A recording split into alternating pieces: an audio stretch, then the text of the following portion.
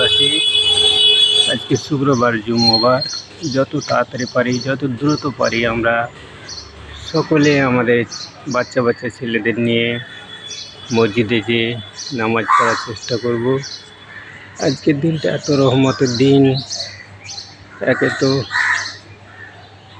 রোজার মাস শেষ, রোজার মাসে আর পড়বে না জুম্মাবার।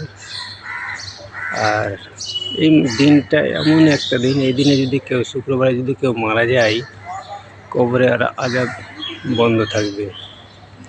এবং এই মাসে প্রচুর নেকি, তার সাথে শুক্রবার আরও নেকি।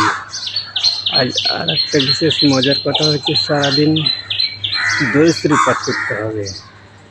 আমরা যদি দরুদ শরীফ পাঠ করতে পারি, অনেক গুনাহগার থেকে আমরা বেঁচে যাব, নেকির খাতায় নাম পড়ে যাবে। তাই আমরা সকলেই চেষ্টা করব, নামাজও পড়ব।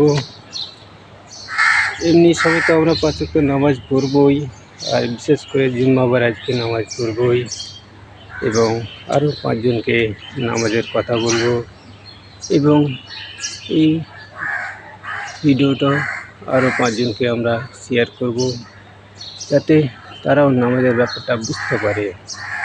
আজকে সুবহানাল্লাহ, আলহামদুলিল্লাহ, আল্লাহু আকবার, দরুদ শরীফ, তাসবিহ পাঠ করা, এগুলো অত্যন্ত জরুরি। আসসালামু আলাইকুম।